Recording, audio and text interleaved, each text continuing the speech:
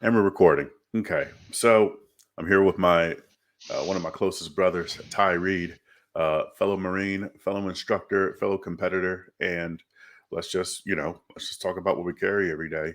EDC. Um, so let's see. So it's like when I leave the house every day, I kind of leave with the mindset that I might have to use this stuff today, and Sure. that really just kind of dictates what I carry. How about No, you? that What, that what about you, that Ty? that makes a lot of sense. Like we talk about this a lot together that uh I you can only use what you have, right? You can't go back to your car and be like, "Hey, hold on real fast. Run to my car and get my other stuff," right? So, what is on our person is basically what we have to use for that encounter. So you can't be like, "Well, I'll just wear this today because I'm going here, and then I'll wear this because I'm going there." Uh, you got to be able to decide and to make a decision for your everyday carry as a lifestyle change to what am I going to use on a daily basis because I won't have the opportunity to go run back. Because if I get to my car, I'm just going to get it and drive away. Yeah. You know, Leaving? I'm just being honest with you. I'm just going to get into my vehicle and leave. Why stick around, right? That's kind of just silly at that point. If I can't have it on my person though, unfortunately, due to circumstances, I have to maybe modify what I'm going to be using. If I have to go to, let's say, I guess like a ball game of some sort, I'm gonna have to modify what I carry. Last thing, the worst part about it is I don't want to do is last thing I want to do is leave it in my car. That's how criminals Yeah. get guns. They break a window, and then all your stuff goes wrong. I don't know the countless times that I hear people come in throughout the week at the store I work at, which is a gun store, and they're like, "Hey, can I get my serial number?" Why? Oh, my gun got stolen out of my car. If I had literally a dollar every time I did that, I wouldn't have to work. Every time I hear that, or I have to go get a serial number for somebody.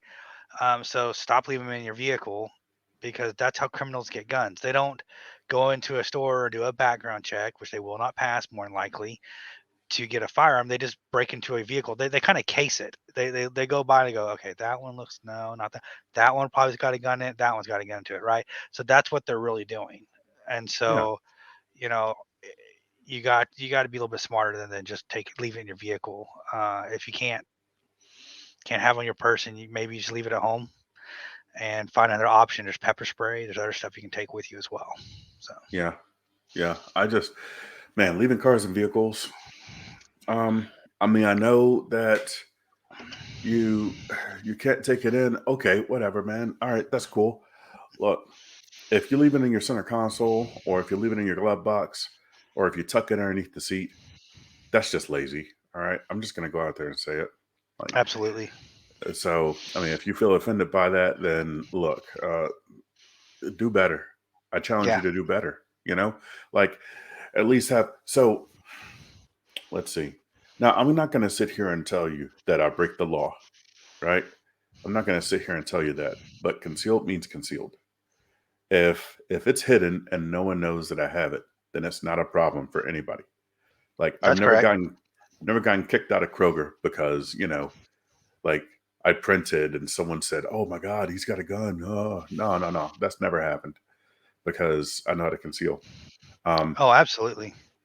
I'll agree so with you 100%. Like the only way that somebody learns about something is if they're told or they see it. So if they yeah, don't see it, or you don't talk to anybody about you got your firearm on you, then how are they gonna know you have one? yeah. Right? I So mean, there's no point in me to sit there and go, "I got my gun on today," and then walk in and be like, "Hey, this is I got my firearm." There's no point in that. It's just concealed for a reason because people don't need to know what I have. It's none of their business. yeah, exactly, exactly. So, and I try to keep it out of the car as much as possible. It's going to stay on my body because when I need it, it's not going to do me any good at the car. It's just not. That's very true. Might as well So, be on the moon. Will Dugan yeah, said that many a times in his permit classes. He will say, if it's in your vehicle, I mean, it might as well be on the moon because it does you zero good in that moment right then and there. So yeah, just stop leaving it in your vehicle. And if their workplace says you can't have it at your workplace, I mean, Make the decision for yourself. You're an adult, you know, Yeah, yeah. So but don't leave risk, it. Don't leave it in your car. yeah, what was it? Risk benefit analysis, right? So That's it. what I typically do is now. Here's the thing: I do have a lockbox in my car because I so so where I work, that building, that corporate building, has a locked parking lot, and the building itself does have armed guards. So there are times where it's like, okay, I'm not going to risk, getting discovered inside this building because that's definitely going to cost me my job. So I will admit, hey, I don't carry at work, and that's cool. But when I do lock it up in the car, it's inside of an actual steel lock box that is chained to the frame of my truck. Like, it's not going to be a smash and grab type of thing. You're not going to That's be able to right. get it out with like I don't care if you have a Gerber or a screwdriver or whatever. You're not getting that gun out of the car. And that's the type of mentality you need to have if you're the type of person or if you live a lifestyle where you might have to leave a gun in the car. Um, Yeah. so, I mean, the next best case scenario is perhaps maybe just kind of leaving it at like, and there's a lot of risk involved as well, but you have to be able to weigh that risk with the liability that you have here. If it's close enough, maybe just leave it at home. If it's close enough, That's right. so, like, I'm talking if it's 10 minutes. If it's 10 minutes, then, you can drive that 10 minutes without a gun. But Plan if your you plan your day around just going home, going straight. Go back home, get your stuff, and then go out for the get what you can get done. You know. exactly, I mean, yeah, plan around that at least. You know, because like I said, carrying a gun's a lifestyle change. And a lot of people don't realize that. They think that, oh, well, I just got a gun. I bought a gun. I'm gonna put it in my pocket, my purse, or I'm just gonna carry it however. But they don't really do the due diligence and do research on and reading and then training on, how to deploy it, how to carry it. Carrying is the big thing. I hear a lot of people come in like, I need the tiniest gun possible, and that's okay. I understand that because a lot of newer shooters or newer people that are carrying guns, that's how they feel they have to make things disappear is by having something very small. hmm Okay. A lot of times, like I said, that's not the case.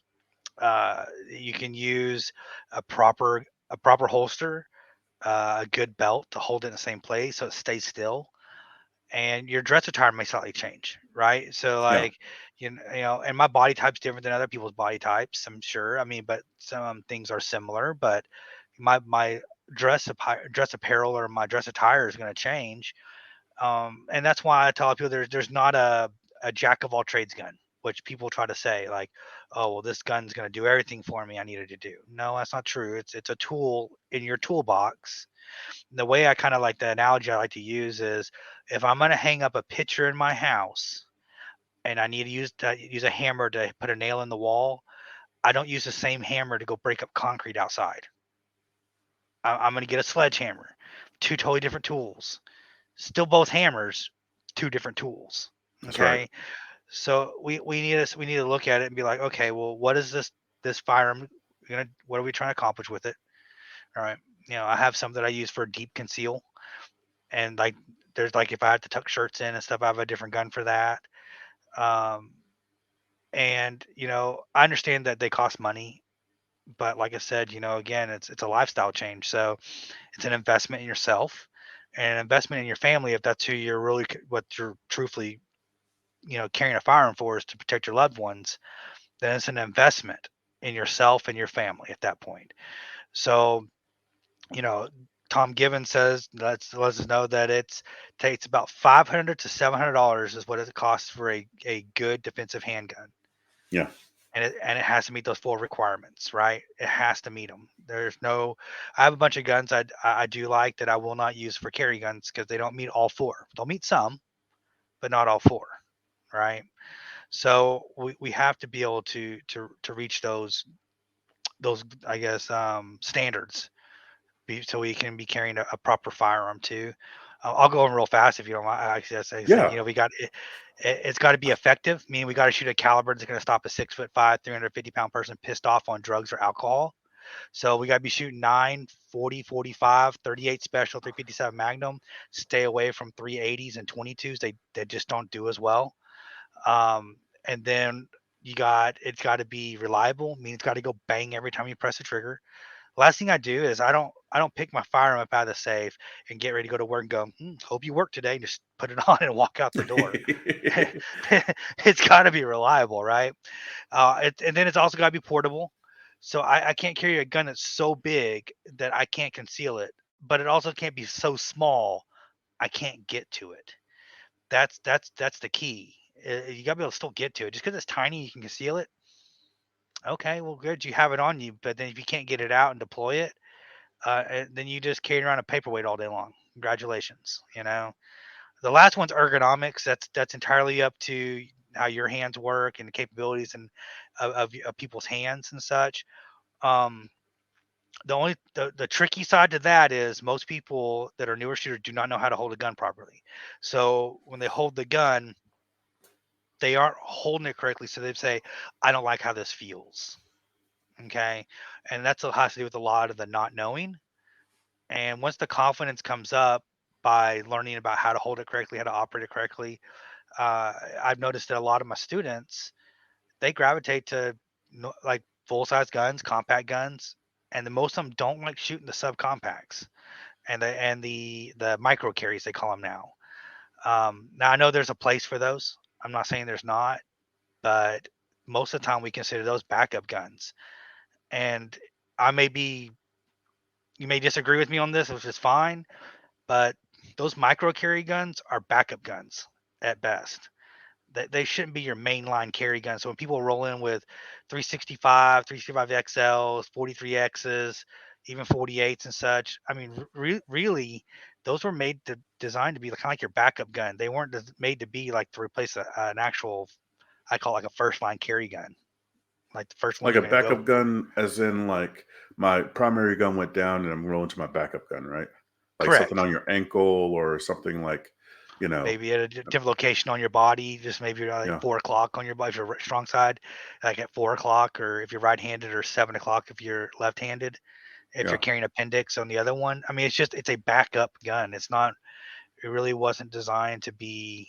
It with in mind probably was not really designed to say this should be the only gun that I'm rolling around with. And plus the capacity's lower on those things. I mean, the 365s are 10 round mags. And then if you want to get a 15, you can. At that point, though, you've extended the grip out length long enough. That's what you're really trying to conceal. So you just defeated the whole purpose now of having a smaller gun, is because you've made the pistol grip longer. That's truly all you're trying to conceal, because the rest goes in your pants. So why not just carry a bigger gun then that's going to be easier to shoot down the road, and you'll be able to make better, be more proficient with it, a little easier to master. Why not do that? Same with revolvers. Revolvers have their place. They're a good backup gun. I will backup carry a J frame, a 642 Airlight. That's a backup gun to me. I also my Bob Stewart. He's one of my favorite people in the world, and he used to call them his underwear guns, and yeah, it makes complete sense to me too. I'm like, well, shoot, I'm just kind of sitting around the house, and I got to go out to the mailbox. I'm not going to yeah, strap up everything I carry on me. I'll just put it in my gym shorts and walk out to the mailbox and get my mail and come back inside. You know, it's a like I said, it is literally just a backup gun for me. But Bob calls it an underwear gun. That's always stuck with me. I think it's hilarious, actually. I think it's Uh, when awesome. I Yeah. when I hear that thing about like just sitting around, somebody sitting around in their underwear, they have it down in their tucked down in their waistband of their Yeah. underwear. I think that'd Oh be kind of man, funny. No, but man. but on a serious note and everything, um, you know, the choice of what you carry, I mean, it's really up to you and what you're going to train with, but it's got to meet those four requirements. Like I Yeah, love P226s. I think they're awesome guns. I can't carry them because my hands don't fit that gun properly. I mean, I don't have, I don't have, catcher Smith's hands, so they just don't fit my hand right. So that's not meeting the all four requirements for a carry gun. So that's why I don't carry it. yeah, yeah. Like when it really comes down to, I mean, look, like there's crime, okay, And what I've had to do like a couple years ago was I sat down and I wrote down a list of all the things that can happen to me, like all the different threats that I may encounter, the different emergencies that I want to be able to respond to, and like what skills and gear do I need to respond to those emergencies? You know, like for instance, I'll just give an example. Like if the car flips, if I get into a car accident and I can't escape my car, I can't open the door. So inside of my car, there's a little glass brick device right there on my little overhead visor. It's snapped in with like a metal key ring, and that way, no matter what orientation the car is in, I can just reach up and grab it. It even glows in the dark, so I can see that if Nice. if I really need to. Um, there's a glass. It's a little device, and it's called a Rescue Me, and there's a little glass break, and also there's a seatbelt cutter. So you got that going on, and then also in the back seat there's a trauma kit, not a first aid kit. It's a trauma kit. Um, it has like four tourniquets. It's got four sets of chest seals. It's pretty loaded What up. would what would you define different between how would you define a first aid kit and define a trauma kit? What would you Trauma kit's say are made the for trauma. So No, I like understand that part. yeah, but Like as far but as yeah, like so internally wise. yeah, I'm talking like you need to uh what was it? So there's let's see. So I think the forceps back when I was learning, like you'll probably recognize this from back in the Marine Corps. The four life-saving steps: stop the bleeding, start the breathing, protect the wound, treat for shock. Yep, bingo. So what all do we need in order to stop bleeding? Like I need if it's a limb that's bleeding and it's an arterial bleed, it's gushing, then I need tourniquets. If it's a joint that's bleeding and I can't put a tourniquet on it, I need to pack it. And if it's my torso that's bleeding, then I need to plug it, like basically just kind of seal it. So that's where chest seals are going to come in really well. Um, if it's my neck, I really just you got to be able to apply pressure the best way you can and kind of seal that up a little bit more. And if it's your head, you want some kind of padding. So all of that stuff is inside my trauma kit. And I kind of apply those same rules to my EDC. Like, what kind of threats do I want to stop? I want to be able to stop street robberies and muggings. I want to be able to stop like non-lethal violence, like if someone just wants to fight me, like some kind of crackhead, or if someone's drunk. With simple assaults, 80% of assaults are simple assaults, which they don't use a weapon. So and I'll just use that as an example. Let's say there's that, right? Somebody gets pissed off at me at Walmart and they wanna kick my ass. Okay, do I really want to roll on the ground with them with jujitsu? Because they might have COVID or hepatitis C or whatever. I really kind of want to do some distance. So that's a good point for OC spray. That's the tool. And I also need the skills that are associated with that tool, such as how to use that OC spray. And so those are the type of threats that I want to be able to defeat. One of the reasons why, I have an optic on my gun is because for more distant threats, I want to be able to, like, if someone is 10 yards away from me in their truck and they're pulling out guns, or if there's an active shooter in the mall that I happen to be at the time, or if there's anything else like that, if someone comes into the church with an AK, then I want to be able to have 100% accountability for those hits. And the optic helps me do that with my eyes. Like, Right. you're more of an iron sights guy, but that's because that's the sighting system that you trust more. I kind of see that as the difference between, do you prefer red or do you prefer orange or do you prefer green? It's the same That's right. thing as I see it the same way. Different eyes are going to process that a different way. Different brains are going to process that information a different way. If you That's hand right. someone a jigsaw puzzle, they're going to solve that puzzle differently than the way you would solve it. So Right. Maybe somebody does all the edges first and somebody doesn't. I don't know. yeah, and so that's what I do. I sit down and I'm up for like, okay, what kind of threats do I want to be prepared for? And another thing I do is I learn about the threats that are in my community, the type of threats that that you would hear about on the news, and that everybody hears about riots, everybody hears about mass shootings, everybody hears about muggings and carjackings and stuff like that. Write that stuff down. That's what I did. I wrote it down, and I was like, how do I stop this? And if I don't know that, then that's a class I need to take. And if I That don't makes have that, sense. Yeah, and if I don't, and it's not really even so much about the gear. It's just about like what skills do I need to defeat that threat. Sometimes it's as simple as, okay, if someone's trying to carjack me, hit the skinny pedal on the right and haul ass through the stoplight. That's right. Um, Hmm. if I can't do that, I need another plan, and that may even have to be something that you really want to think about that ahead of time. Yep. So if I don't have skills for that, if I don't have a parking lot for that in my brain, then that's a class I need to take. I need to Sure. take a vehicle combatives class. So, or if you're not very comfortable with, using a trauma kit or, rendering trauma care to your loved ones, that's a class that I need to take. So, Absolutely. Absolutely. yeah, I'll 100% agree with you on that one. Like, you know, we look at all the stuff in our area as a whole. We just talked about this before. We were kind of when we were off camera and stuff that we were talking about demographics and stuff like where we live. Uh, and it kind of sometimes dictates what I carry. And I know we kind of have differences of opinion on, it, which is fine. I completely understand where you're coming from. I still But love you, like when man. I know, I just it was like I mean, here in Memphis, I feel like I have to put my Batman belt on when I go out. I got all my stuff on, including my everyday carry. My pepper spray. Sometimes I carry a baton, depending. Uh, you know, all the extra stuff that I'm going to be carrying, backup guns, medical, all the stuff on my person. And so, when I go home, like, 'cause I'm from Texas, and where part of Texas I live in, the town I go to, I don't feel like I have to wear all that stuff for whatever reason. It may be complacency. I don't know. But we don't have statistically that type of crime that's occurring here where we live right now. And are the chances zero? No, never zero. Don't get me wrong, but I guess it might be complacency on my part in some sense. And I know that we used to say in the Marine Corps, complacency kills, but you know, um, I still do carry a gun. I just may not carry like my Batman belt set up. I just don't feel like I need to I because of the threat assessments.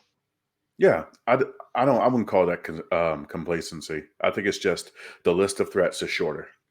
You know what I That mean? Like that's just very the true. It is a short list. yeah It is a the short list, and percentages too. The percentages is yeah big too. yeah the crime rate has something to do with it. Like just for the sake of our listeners and our viewers and stuff like that, Memphis has a high crime rate.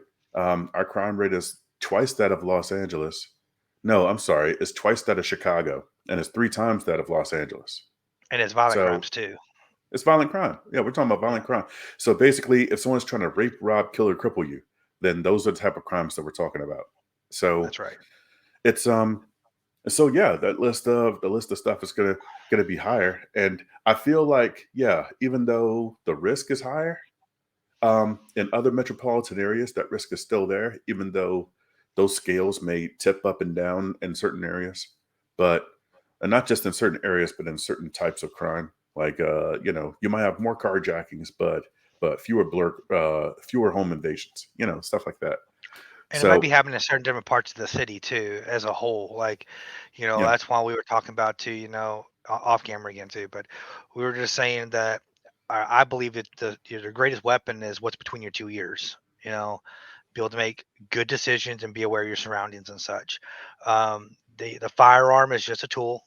It's like I said, we talk about like that hammer. So if you know that something's happening over here, you don't have to go there. Why are we going there? That why? makes zero sense, right? Or if at this time of day, this is when the crime escalates over on insert wherever. Why are we going there? Is it really worth it? I mean, truthfully, is it really worth it?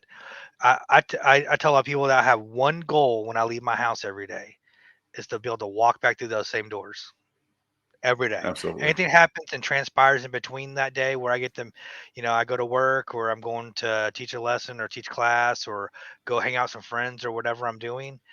My only goal after that is to come home to my family, to my wife. I owe it to her and I owe it to myself. So whatever I have to do to make that happen between there, from the time I leave to the time I come home, That's all that matters to me.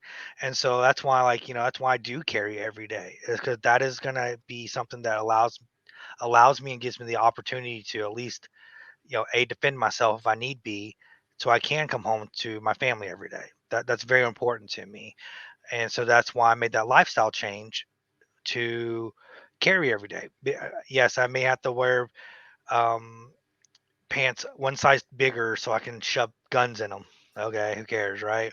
Or Yeah. maybe I have to wear a little bit baggier clothing so my shirt conceals better, or uh, Get a better you belt. know, get a better belt key. Spend extra little bit of money on a good holster. So things like that are they are a value to me because I see the value that they give us. They're a force multiplier to allow me to reach my goal, which I hope that everyone's goal is to get home to their family every day, or their loved ones, or your cat or your dog or whatever you have. I don't know, lizards or something. But the goal is that you you want to get home or come back from the place of where you live. You want to come Yeah. back to the place you live. So um, make that a priority, and that ends up being a lifestyle change, and it's going to take that. It's like I guess going to the gym. That's a lifestyle change. It's those that go to the gym regularly and do it like consistently with discipline, then yeah, they're usually in much better shape than those that don't, right? And so it's the same idea with this carrying this gun. If I carry it on a regular basis and everything too, and had the discipline to do so, and then you go train with it and you get better, you're going to be better suited to be able to stop somebody trying to, or neutralize the threat of somebody trying to rape, rob, kill, or cripple us, right? Or our loved ones. I stay out of third person people's business because I may not know the whole situation is going on unless I know them like personally. I will tend to just stay out of their business at that point until it becomes an issue, like they're threatening to rape, rob, kill, cripple me or my loved ones at that point, right? Um, I could say I just there's a lot of factors that go into play of what I choose for my everyday carry. Um, what the time of year, that's really Yeah. huge. Like right now, I'm able to wear like a hoodie and a little bit more baggy clothes or thicker clothing, padded clothing, so it's easier to conceal sometimes bigger guns. But even in the summertime, I carry big guns anyways. I mean, I carried around a Beretta 92 for a year, and that was with a light on it and a red dot. So I did that for a while, and you couldn't tell I had a gun on me. Um, and I understand all of our body types are different, and so that's why, like, whenever we get to selecting holsters and stuff like that, I'll give you brands. I won't tell you exactly which one to get because your pain threshold may be different than mine, and your body type's gonna be different than mine. Like we discovered with you when you're learning to carry appendix. I watched your video on the appendix thing, and you're absolutely spot on with that. That you know your pain threshold's different than mine. Your body type's different than mine. So we may have to set it. We have to wear it in a different place. Yeah. Uh, and because of that, you might have to have just a different holster. It may just not work for you. Some people don't like the keepers holsters, and I love them. They work great for me. And then some people, like Tier One or JM or whatever the brands are. They like those. Um, so it's just I'll give you good brand companies that make good quality stuff, so that you're not just throwing your money away at the wall. But unfortunately, you're going to end up having to like it's a trial and error thing. It really truly is. And the good thing for us with our inner circle of friends that we all have, especially in the instructor groups, we all have different stuff. So if we honestly want to try something, we one of us probably own it. And so well, I here try this out. Like try my keepers or try my tier one or whatever you want, whatever we got, and you can give them a go and see if you like them before you go and spend $150 on something and find out that it doesn't work for you. So Yeah. we have that advantage and in our close net group of friends and instructors that we can try out holsters from each other's because we all own. I literally have a bag sitting over in my corner over there in the room of probably about $1,000 worth of plastic. Oh That's man. just that sits there that I'm never going to use. because I've Oh, tried this, then tried that, then tried this, and tried that. I mean, or switch guns because I do that too sometimes. I I have just like 2 boxes, like action packers, and I uh-huh. still have like a bucket of just holsters, and Yep. just I'm never gonna wear those holsters ever again. I think I'm You just waiting know to it. sell them or something. Yeah. Or I looked at I didn't know what I want to do with them either. I was like, do I sell them or do I keep them just in case? Um, and maybe somebody wants to try one. I'll let them try them first. I don't know. I don't know. I'm a hoarder, I guess, when it comes to gun stuff. I hoard a lot of stuff, Yeah, and it collects and everything. Because I guess in my mind, I think that well, maybe I could use it again later. I don't know. I'm probably wrong on that, but I still keep it. So I it's have that bag expensive. of just stuff. It is. It Yeah, really is. It's an and I investment, like we talked about. yeah, and I don't wanna have to, like, waste that money, you know? Oh Like, yes. I have a JM Custom Kydex holster for a weapon mounted light for, it's molded for a Glock with a TLR1, and, I keep going back and forth with it, but let's just be real here, I'm probably never gonna wear that holster ever again, but it was like $120. So, am I just gonna throw it away? No, No, there's probably probably not. somebody else that can use it. I mean, I'll take, like, I don't know, like 60 or Or 80 try bucks for it. it. Well, Yeah, I mean, or and just so try it. That's what I look at use it for. yeah, so, and that's what it does now. If anyone else is curious about it, here, like, try this out for a couple weeks and let me know how it goes. And, Yeah, I'm not gonna miss it because it's just been sitting in a bucket for, like, the last 2 years. So, I get okay. it. I mean, All sometimes right. it's like I need to make a library card thing to where a library card system where if I lend something out, I'll be like, all right, at least I know who has it because I don't even keep track of half my stuff. Yeah. It goes, Like, I don't mind anyways, but I just at least I know where it's at in case somebody I don't wants to mind try either. it. I don't mind either. The only problem is I'll look for it, and then I forget that I lent it out, and I do the sometimes same what'll thing. happen is, like, I remember I lent it out, but I don't know who I lent it to. Yeah, So, there you go. Library card system. That's what I was saying. Try the library card yeah. system. Yeah. All right. So we're about 32 minutes in. I guess at some point we should start talking about like what we actually carry. um, Yeah. Gotcha. so what we'll do is, I'll go first, right? And you can Okay. ask me why I do certain things, or maybe I'll just explain it, Absolutely. and then you can go, right? All right. Yeah. Let's go for it. So I'm gonna start with the obvious thing, the gun. Okay. And this right here is that right there is a safe direction, but I'm keeping this hot because I'm going to put this back on as soon as I'm done showing you. It's a Gen 5 Glock 19 with a Holosun 507C. It's loaded with Federal HST 147 grain, no, 124 grain, 9 millimeter standard pressure. There's a couple of mods I put on this Glock, but there aren't many. Like if you look at it, it just looks bone stock. I chopped down the beaver tail. It has a striker control device.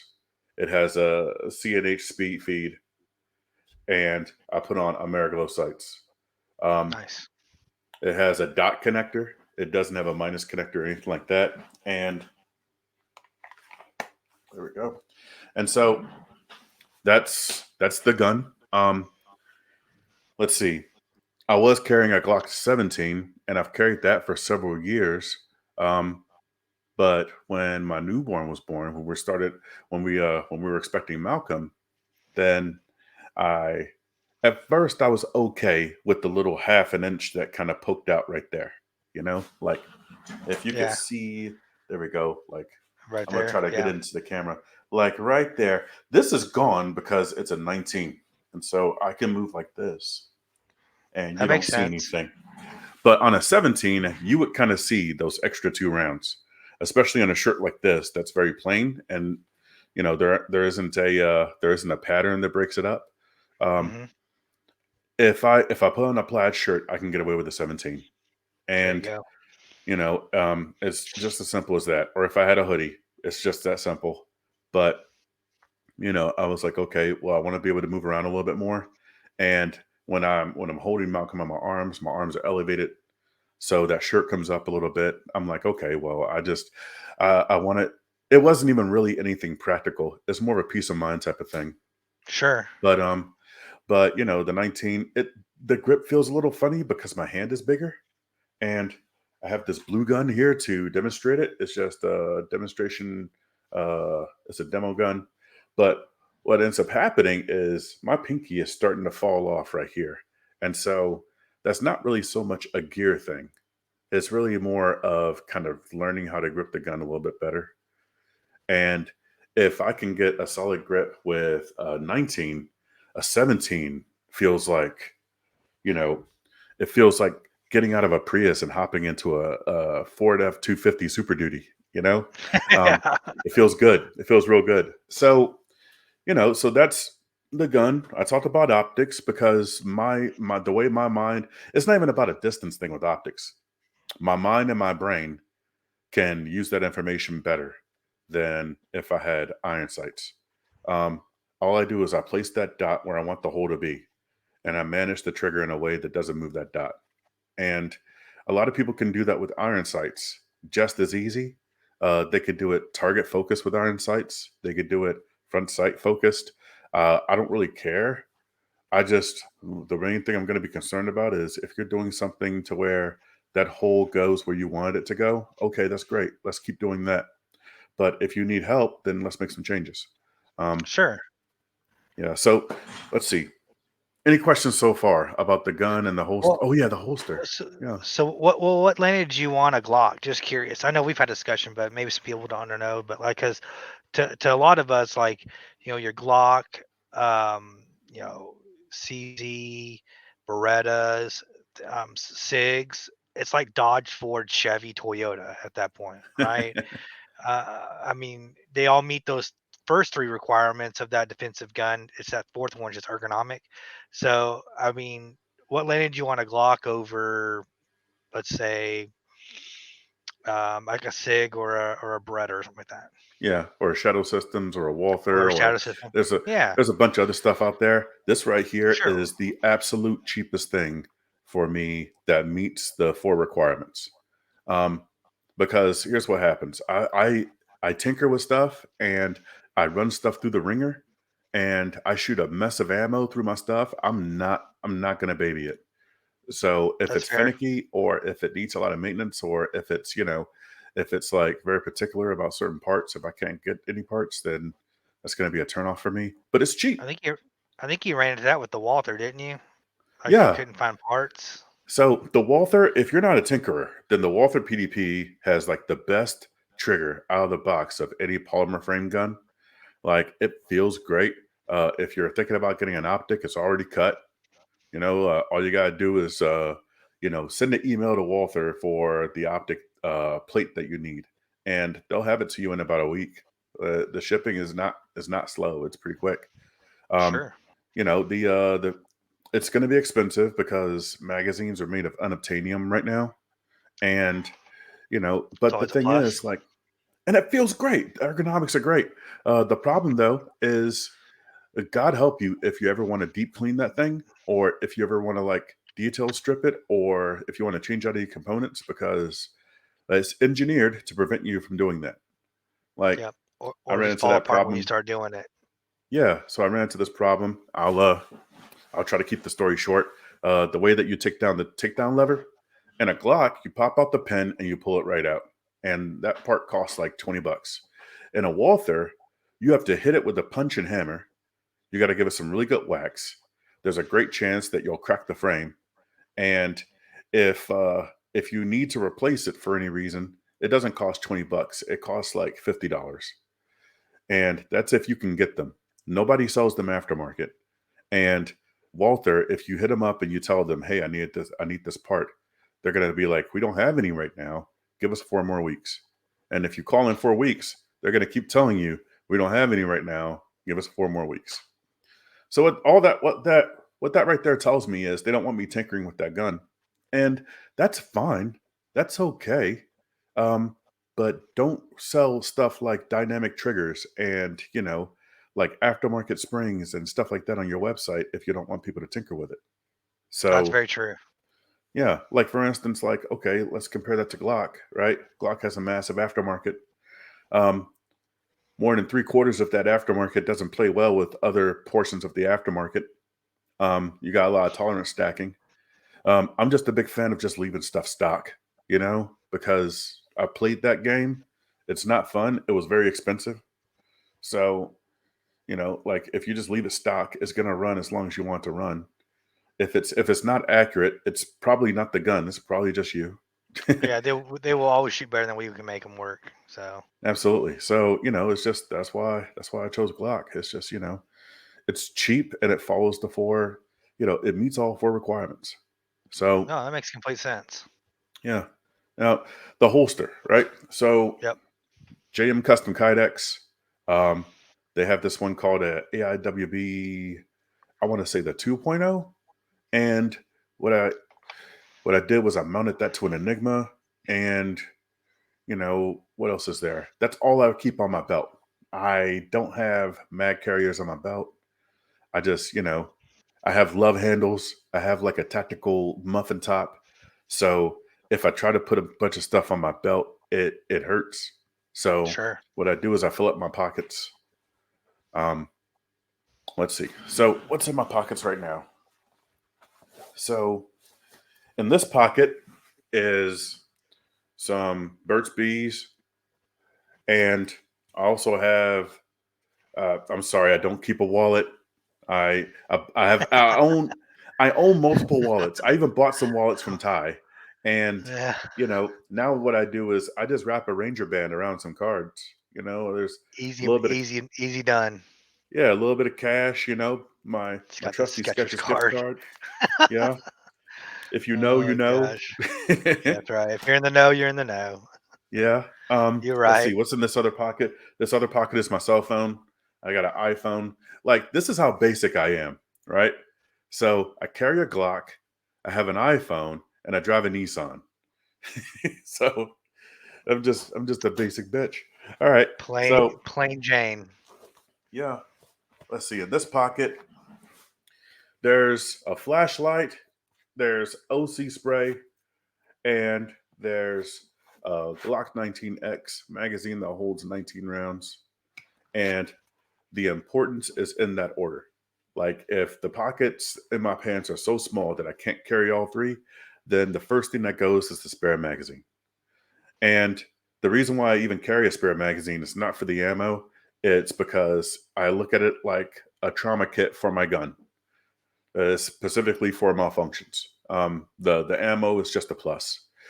The and that's why it's kind of low in the pecking order, because if it came down to ammo, I would probably just carry like a bigger gun in order for me to alleviate the whole. That's why I carry a 19. It holds 15 plus one rounds. I'm probably not going to have to reload it. Okay. Just statistically looking at it, like chances are you're not going to need a reload. Correct. So um, now let's see. And then in my other pocket, there we go. And this is my light loadout. Okay, like I used to carry a bunch of stuff on my pockets. I mean, on my ankles. I On used your to carry legs. Yep. yeah. I'm talking backup gun on my right leg and trauma kit on my left leg. But recently, I there's been a little bit of hip pain, and then also I'm still kind of like I'm spending a lot of time at home. So if I do run out for something, I'm talking like I'm gonna leave just long enough for me to get some formula, and that's it.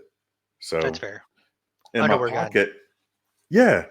So in my pocket, what I have is I have a soft T wide tourniquet, and then I also have this Kershaw. This Kershaw cost, I think it was $28. I found it on sale, and Nice. it's not a self defense knife. It's a folder. I don't think folders are good for self defense. What they are good for, Utility. yeah, Amazon boxes. Um, so there's two features on this that really made me attracted to it. It has a seatbelt cutter and it has a glass break. So Perfect. yeah, and that's just what I carry. I just sometimes I'll carry more. Sometimes I'll carry a backup gun. Sometimes I'll carry. I'm more likely to carry a backup gun if my wife is with me, That's because fair. if we end up getting separated for whatever reason, then I can be like, here, hold this, and that can hold us off. Um, let's see. Also, there's just more. There's just more to protect. So Um, what There's else more is at there? stake. There's more at There stake really that you feel like it is. Mhm. absolutely. Yeah. So what else is there? And then also the trauma kit. If I'm going to be away from home for a little bit more extended period of time, like if I'm going to be out all day, or if I'm going out of town, I'm more likely to carry a trauma kit because, you know, that's just less time than I'm going to be away from the trauma kit that's in my truck. Makes So, sense. I need those medical supplies somewhere on me. Some days I'll even load up so much gear that I'll carry around an EDC backpack. Oh, So, yeah. Well, I used to do that, like, when going to work, I'd have one and just take it in and put it either A, in the locker or, actually, I'll just put it behind the counter where I was working, and if I ever needed it, everything's there, I can just grab and go. I mean, yeah, it's I was like they're like 24-hour go bags, I guess you could call them that even. People call yeah, them different stuff. I don't use bug out term, but, like go bags, like, if I need to go somewhere and just grab it and go. Um, and, I have a couple of bags I do that with. I mean, they range in size, but the most basic one, it would carry around like an extra first aid kit. And that first aid kit to me was boo boo aids, like band aids, cold yeah, compresses, things like that. And then traumas for trauma, like we talked about a second ago. That's what I would have in my little quote unquote go bag. If I was going out of town, it's completely different. I typically have stuff in there that if I could have, it's a 72-hour bag. So if when I travel home to Texas, it's a 12-hour drive. So I'm going to be on the road quite a bit. So I have a 72-hour bag. So if something were to happen in the middle of nowhere, I had to ditch my vehicle. I could get to somewhere in 72 hours, but more than likely I'll be seen anyways. But I could have the ability to be going from A to B. Now it's not going to be living a life of luxury, but I could get from A to B in 72 hours with that backpack to get to quote unquote civilization or whatever you want to say. So yeah, there's just different. I like the bag idea as well and everything too. I like the idea, like you know, you just mentioned really that your EDC will change. You call it the EDC light, yeah, and yeah, it's true because, like I said, our lifestyle and our you know what our goal is with it is going to change. You know, it's going to change. So it's going to end up being, oh, I'm just going to the grocery store, or I'm just going to work, or I have to go out to do this I'll be away from my house for 9 hours. I don't know. Just you kind of make the decision for yourself. But like you gotta keep in mind that whatever I have on me is the only thing I can use. So to kind of talk to you about what I every day carry, like I said, it's been cleared. Nothing in the chamber, nothing in the magazine well. It's pointed in a safe direction. This gun right here is a P10C optics ready. So this one actually has ports put into it. The sights came from the factory. I'm using a Holosun 509T. I use a Surefire X300. Internally wise, it's all Cajunized. I'll be real honest with you. If you're going to carry a P10C like this, these are great guns. The only thing I'd really recommend to you is get the firing pin, the striker firing pin. Get a Cajun one. Unfortunately, CZ uses MIM parts and they will tend to break after a while, but the Cajun Gunworks one won't. Internals, like I said, is Cajun Gunworks, which anything CZ, that's who you go to, just plain and simple. Um, on this one in particular, too, like I said, I had the ports done and I had the stippling done by Competitive Shooting Solutions. He's the one that Keegan is the one that does all the work on my this gun and my competitive guns. Does a great, phenomenal job. This is just like I said, my main carry gun. It's a 15 round magazine that I usually run around with. The holster that I usually put it in is a tier one concealment holster. Like I was talking, this is just that's the brand that I like that works really good for me. It's retained to the light with the X300. I'm also extra cheap, so I like that holster for the fact that I can move I can take a light, put an X300 on it, it can go in that holster. So I don't have to keep rebuy new holsters for specific guns. I'm like in the mindset with you. I don't typically carry an extra mag pouch on me. It just there's a no room and b it's just uncomfortable. But I will stash one in my pocket somewhere. It's just a backup mag, like I was saying. Always carry a flashlight on me. This is just a little, the Surefire EDC light. It's nothing special. I'm not trying to like look half a mile down the road with this thing. It's just so I can I can look into underneath shelves and stuff like that for at work and stuff. Really, that's all it's really used for. Of course, my wallet I do the same simplistic wallet and nothing super special. My utility knife is a Benchmade. I've had this particular knife for 11 years. It's nothing special or anything at all. It's just I use it to open boxes at work. Literally, that's all it's used for. It's not a fighting knife. I always have my AirPods case with me, like I said, so I can have those on.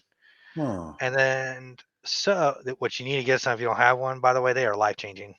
I'm Um, writing that down. yep, AirPods, AirPod Pros. Those are the ones you're gonna want. I am a big So super fan of those. I have AirPods, the regular AirPods. So do you Hmm. like the AirPod Pros more than the AirPods or what? Yes, there's a couple good things about them as well as the tips and everything. I can't do it. The It's tips like sad how I'm this.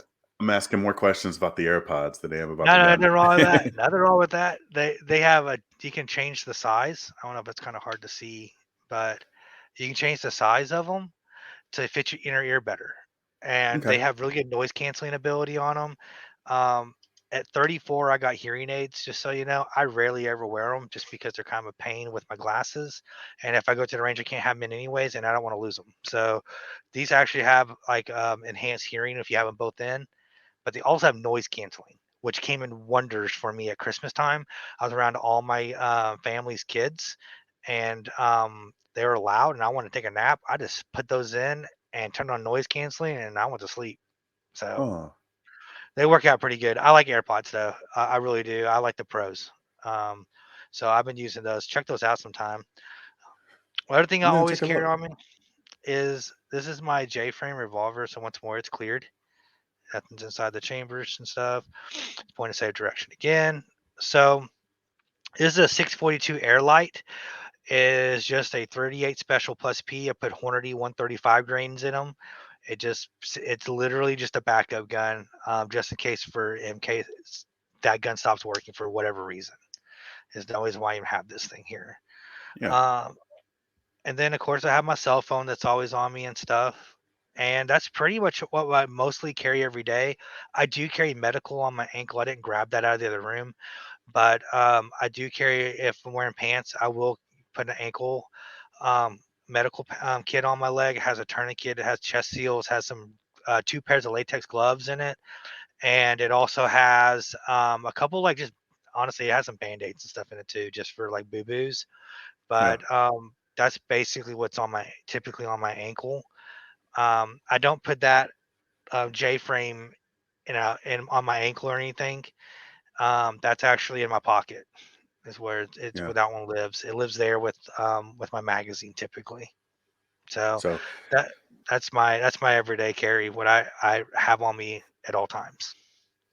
you know what? If I could change anything about my everyday carry right now, I'm kind of don't tell my wife, okay? But like right Mhm. now, I'm kind of saving up for a mod light. Uh, I think it's Oh the PHL. yeah, No, the OKW. The OKW.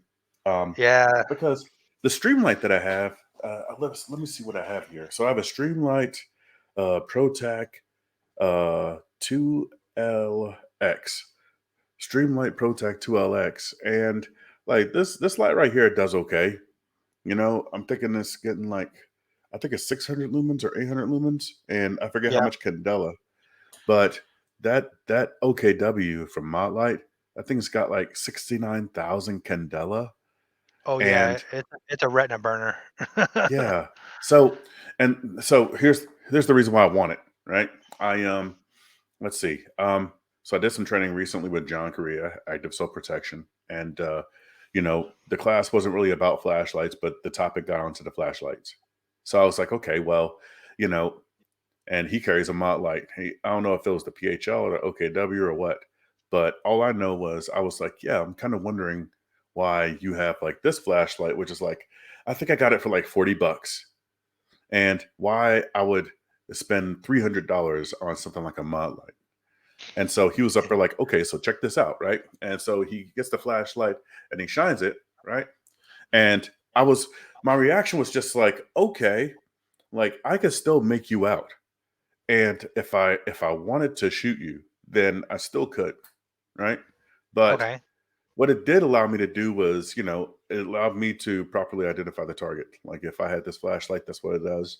You identify your target, or you pick up your keys if you drop them, or if you're stuck on the side of the road, you can signal for help. What else, right? But the mod light did something else. He was up there like, okay, so are you ready? Here's the mod light. And when that thing hit me, I wanted to stay there, but I couldn't. Like that light drove me away. It hurt. Like Yeah. and I felt the heat off it. And Yeah. like I'm talking it made me like literally back away. And look away And too, which is even better. yeah, not just look away, but back away. It literally drove me away. And he told us That's about the awesome. story where, like he goes up to his car, he goes up to his truck, someone's at the door, trying to break in, presumably. And he was up there like, hey bud, hey, what's going on? And it made him leave. It made him Sure. leave. And so I was like, man, that's a whole different problem that's a solution for now. It's a whole different Oh level of yeah. force. Like, imagine if your gun didn't shoot bullets, but it shot regret, right? It just I made mean, people yeah, regret that they were there. that's fair. So, and it's like a step below, uh, Deadly OC spray. force.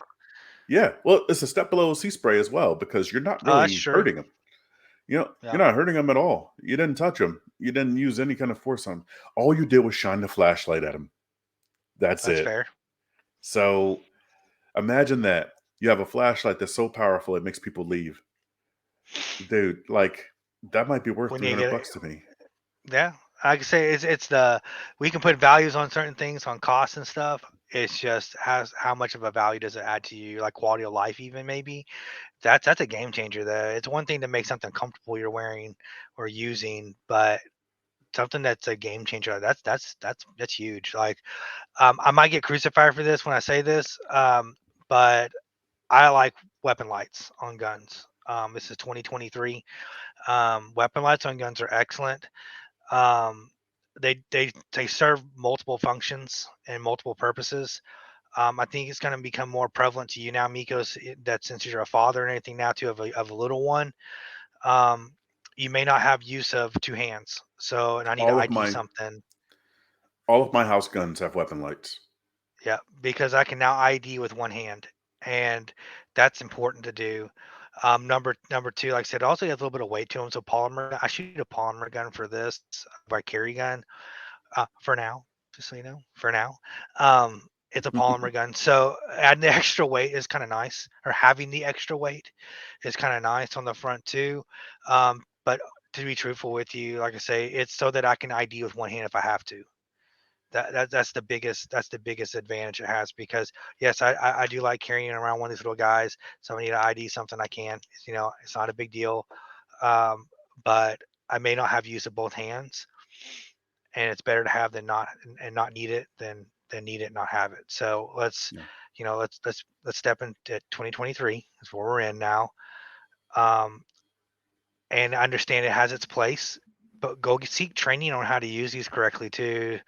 Don't just assume that if I stick it on there, I know what's going on with it. Yeah, I know. I can read a manual, turn it on, turn it off. I get that, but there's practical application to it. We need to go seek that training out from somebody that's a professional that knows what they're doing. That would be really huge for you to absolutely. do as well. So, Yeah, and they're different lights too. Mod Light makes a light like you're talking about. I use Surefire X300s. I'm super excited because they came out with the turbo head or the turbo as well. So it jumps up that lumens and candela on my weapon light. So I'm really happy about that. Um, Here's the other yeah, thing too. Like I said, when it comes to electronics on guns and everything, that includes optics and everything too. Just remember, you pay for what you get. Just so absolutely. if you get on Wish.com and you go get a light, just remember Yeah, where you got it from and what you paid for it because that's what you're going to get out of it, especially when it comes to firearm stuff. Same with electronics. It's pay for what you get. So just remember that. Don't go on Wish and get an airsoft light and think it's going to work on a on an actual real firearm because it's not. It's gonna come apart. It's gonna stop working immediately, and you'll probably go out and buy another one for $30. And after you buy 10 of them, you could have just bought one that's going to continuously work. So, um, Yeah. you know, be smart about your money.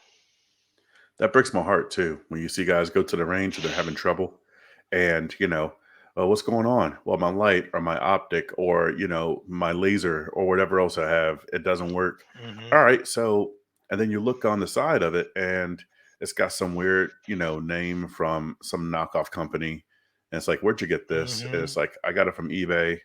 All right, so Oh, that's cool. That's okay. Some people need to learn that way. Okay. that's true. Like some people need to But, learn that, but if you we're get a here right now $50 telling optic, you that spend a little bit of money to get something decent. yeah, yeah. Some people learn from other people's mistakes. Some of us have to make them ourselves. Yeah. That's So fair. I mean, I bought flashlights from Amazon that cost like $20, and it was a $20 lesson in how not to buy a flashlight.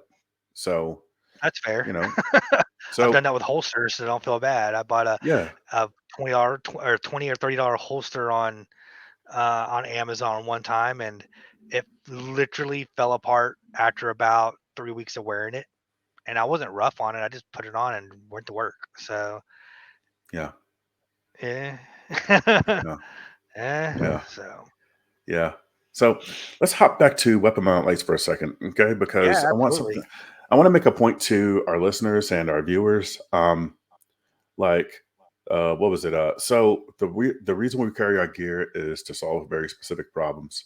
Um, and if you don't know if there's a problem out there and you don't know how to solve it, there may be a reason for training. There may be a reason to get some private coaching or to take a class. If you're going to carry a light with a weapon mounted light and it's for the purposes of identifying targets, then we need to be able to identify that target without pointing the muzzle at them. Bingo.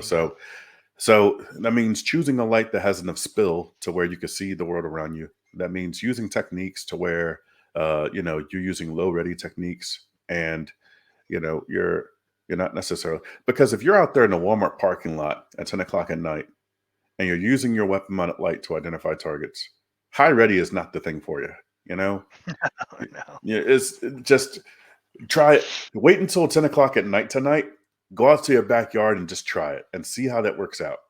Hmm. It's not. So, you need a light that has enough spill, that has enough lumens to actually help you identify some stuff. Um, you also want to actually carry a weapon, a handheld light. That way, if it's not a person that you have to illuminate, like you drop your keys, you still have the ability to do that. I don't even care if it's your phone. You can use the light on your phone, and that's cool. That's Just true. yeah. So you It's know, pretty bright as is. it is generally pretty bright. But if there's a dark figure up there, like, "Hey, young blood, let me holler at you for a second," I want to be able to light him up first. I want to be able to see who that is, and you don't want to bring your gun out for that. But Yeah. there are That's some weapon safety useful, rule useful, number three. exactly. But there are some useful things for a weapon mounted light, and that's the reason why they're on all my house guns. Indoors, umbrella lighting is fantastic. You can Yes. shine your light at the ceiling, and that spill that comes down is great for identifying targets. So, you have that going on. If you're in a Walmart and the lights go out, and that's what happens before your active shooting, then okay, that's cool. Like you have the tools to fight that. Um, like if particularly the biggest use that I have for weapon mounted lights is if I'm going out of town and my carry gun is also my nightstand gun. That's the biggest use. Um, what I've seen a lot in classes is that, like, let's say you've had to shoot somebody and that first threat is down on the ground and you need to look around for other threats. Then what you can do is you can have your weapon mounted light on that guy you just shot, and you can still use your flashlight to assess further threats. And if that first guy moves, then you could still,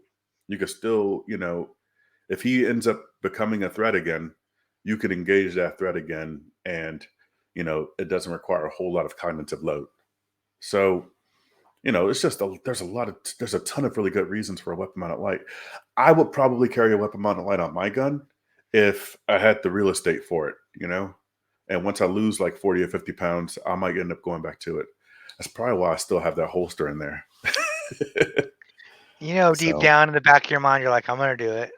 You're gonna yeah. do it. I believe you. I believe in So, you on Ty, that what one. are your thoughts of, weapon mounted lights? Like, I'm with you on this. That's why I say it's 2023. Technology's come a long way. You know, our first lights that we put on guns were like 60 lumen lights. I mean, shoot, we might as well just light candles and run around the house, you know? So, so stuff, like I said, definitely in the house, I definitely do like it for that same exact reason. I didn't mean to interrupt you earlier, but, like I said, it helps us or allows us if we use either we're using like low ready or we lose the high ready to umbrella with our light. It keeps us from breaking weapon safety rule number 3, which is never point a gun at anything not willing to destroy, right? So, we want to be able to do that by, yes, we can use our firearm with a light on it. Like I said, it gives us the options. It gives us options. That's the key. The more options you have, the better chances of survival on anything that you can do. Doesn't have to be a gunfight or anything like that. It's just in life. If you have options, you can usually make better choices. So I have the ability to, if I wanted to, with my pistol, if I needed to have it out, I could point at the ground, point at the sky, or the ceiling in my house. Um, if I'm around somebody, I only have use of one hand. I need an ID. I can ID out with that as well because I can't pull my flashlight out. I mean, there's a lot of stuff that it becomes useful for. The practical side of it, the tactician side of it, and everything. Um, I mean, there's a bunch of good trainers out there. I'm sure of, like I said, in this area alone that you can go to learn about, uh, you know, light weapon lights in general. Um, I would say that we have a class at top called low light, but it usually mostly with handhelds. mhm. So we can try to look at out, looking around and vetting again. Good instructors for the weapon mounted lights would be a great idea to use. I know that some people say that it's not needed and stuff. I mean, there's a lot of things that aren't needed, but it's better to have and not need, like we just said, than to want it and not have it. So it's better. I think it's better to go ahead and have it and everything on your firearm. I carry a dot on mine. Um, Even though I like irons more, I think the dot is very practical. I can I like the idea that what a dot allows me to gives or what it gives me is it allows me to have bigger perspective of what's going on around me. So I'm more aware of my surroundings because I could one not only just have both eyes open, but with iron sights I cut everything in half. So now I lost half of everything I'm going to see. Most people are going to close an eye. So now you literally cut out a two, 3/4 of your vision of whatever you're looking at or what you could take in information wise. Whereas with a dot, I can keep both eyes open. I'm looking through a piece of glass so I can see everything that person is trying to do or has done or will do, and I can make better decisions and make good decisions with it as well. So I personally that's one reason why I like carrying dots now. It's not so much it's going to make you a better shooter. It's not a cheat code like we talked about last time. Um, it is just another sighting apparatus. But the advantages it gives you in the defensive world is that it allows you to take in more information because you can visually see more at that point because you're not having to close an eye, you're not covering up half the sight, with the front sight and the rear sight's not covering it. So it allows you to take in more information, and that's huge. That really is. So we want to make good decisions and everything too, especially when it comes to deadly force and everything. That's a very serious topic in the sense that we have not figured out how to bring people back from the dead yet. We just haven't, right? So there's no restart button. Like a lot of people feel like there may be or could be. Um, and whether I think I view life very precious in the sense that you can't we can't bring people back. So whether they're good or bad, like we say, good, bad people, bad guys and that stuff, life is still very precious. So we need to make sure that we do the best we can to preserve it. Because when we do carry every day, our everyday carry, we literally have the ability to take someone's life, whether we intend to or not. We have that capability and ability to. So, we need to have that in mind for us as well. Um, to kind of segue real fast into something different real quick. I know it's a little bit different, but is Yeah. mindset when our everyday carry. Because like I said, I'm a really big fan and a believer in that the real weapons between our two ears, and these are just tools, right? So the mindset's gonna be really huge when it comes to everyday carry. Between can I turn a switch on and turn it back off to because the only way to defeat violence is with greater violence, plain and simple. Okay, you have to be able to exert greater violence than the other person or the other thing to make it stop. Okay, especially when it comes to that, because once it comes to violence, diplomacy is out the window. There's no more negotiations. There's no more talk this through, figure this out. No, it's come to a different level of problem solving at that point. Okay, so you have to be already had to make that decision for yourself again, well ahead of this happening. Is what am I willing to die for? That's number one. And if you haven't made the list out, write it down, because writing things down is more powerful and more impactful than just saying, "Oh, my family." Write their names down. Write every one of your family's members' names down, and when you say that, so that you can really let it sink in. What am I really willing to die for? Right. So in the moment, we don't have a lot of time because we're already behind the eight ball in a quote unquote defensive situation. I don't have time to figure it out. I have to already know going into this. And if I don't already know, I'm probably not going to be successful in what I'm trying to accomplish, which is trying to neutralize a threat of being raped, robbed, killed, or crippled. I just will not have that capability or the time to process all that, right? I can't remember. You'll probably know Miko's the study and everything too, but how long it takes the average male to travel like is it 15 yards? Is or 7 yards? Yeah. So Dennis Tooler, he Yes, wrote an article in SWAT magazine. He found that an adult male can cross 7 yards, 21 feet, in a second and a half. that's right. So we have a second and a half on average, and this was a study done with different capabilities, abilities, disabilities, to age, to anything and everything you can equate into it. That became the average was about a second and a half. Now there are people that are faster, might be somebody that's a little slower, right? But the average is a second and a half. It typically takes our brain, if we're locked on and locked in, I think it's like zero point 0.4 seconds to really realize what's going on and actually make a decision to do something. Yeah. Typically, if we're locked on, like if we're really aware of what's going on, right? So if that's the case, well, that leaves you 1.1 seconds to be able to get your gun out and do something, right? So, and Yeah. that's something to really kind of think about too. So, do you think in 1.1 seconds you're going to be able to make a decision of, yeah, I think I'm going to do something. Oh, and then I'm going to have to be able to deploy it, deploy my firearm, right? If that's what it comes to, probably not. So you need to go and have those things squared away, the mental side of it, the mental mentality of can I turn a switch on, build meaning can I do violence to stop greater violence or just stop violence by using greater violence? Am I able to do that or not? You need to really think about that. I had a discussion with some people, I won't say exactly who, but they were a group of people that are training to be do security for a specific place.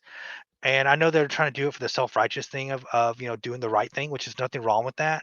But then I had that conversation with them. I said, are these people's lives worth your life and your family's life? Because essentially, like if you get removed from your family's life, it affects your family too. It's not just you. So do you have that ability to? So that's something you have to sit down for yourself to do you have the ability to react or not? And it's tough. It's a tough decision you have to talk to yourself about, be honest with yourself about, because in the moment you will not just figure it out. Unfortunately, I wish that wasn't the case, but that's just kind of how it is. So the mental side of it is we have to be prepared to be able to do violence. Unfortunately, a lot of people have not seen violence in in front of them in their lifetime. So we gather that information from movies, TV, the internet, vicariously through friends and family that said they've seen it, this and that. And unfortunately, movies and TV are scripted. So that's not how life works. No one's going to walk up to you and go, "Hey, give me your money." Or they're going to be like, "Hey, we're going to get into a gunfight." It doesn't work that way. And so because it doesn't work that way, then, it's going to be we already have this mindset of that's how it's going to be. When we see something happening, we won't recognize it until it's already over.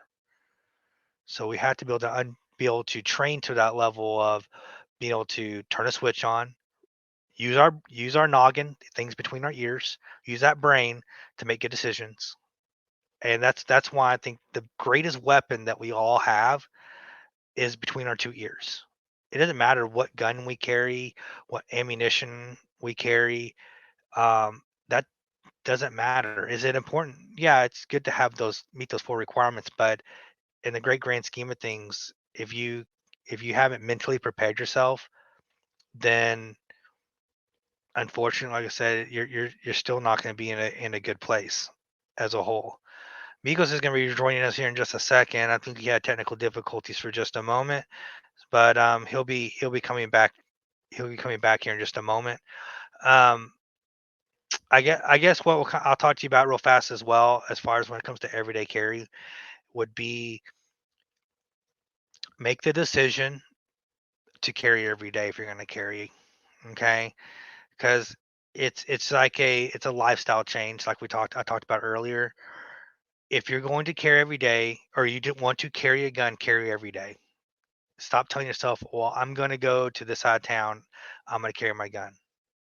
Well, I'm gonna because I'm going over here. I'm going to carry my gun. Oh, because of this is what's going on in my social environment. I'm going to carry my gun.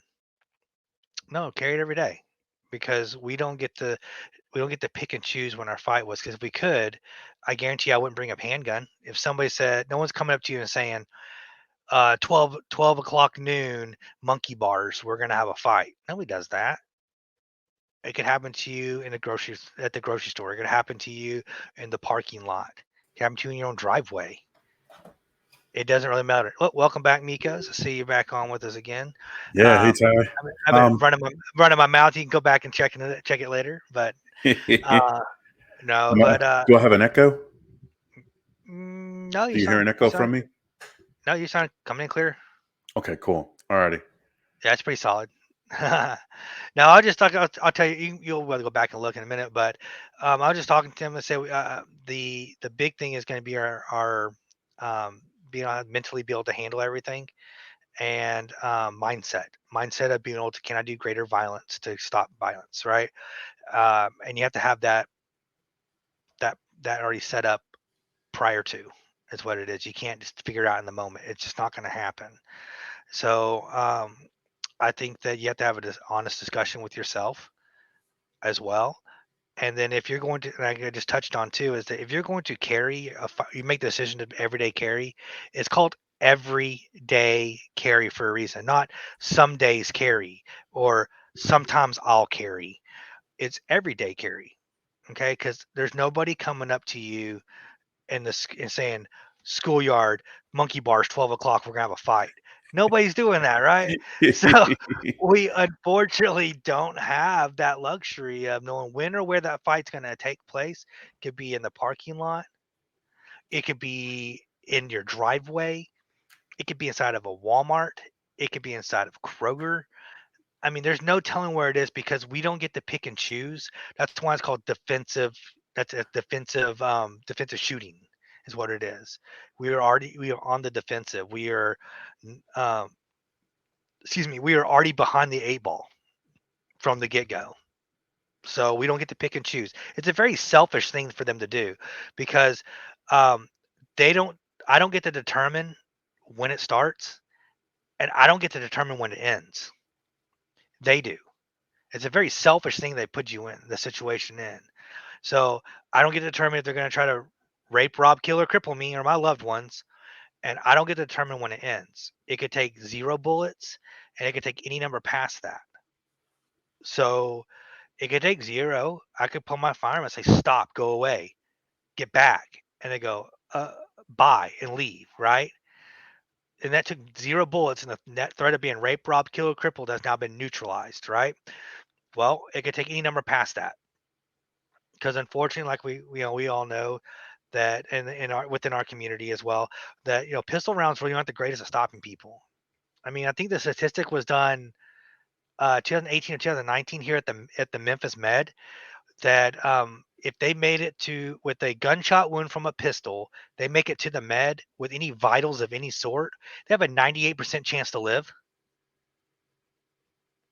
Yeah, 98% chance to live, right? yeah, That is confusing to me, right?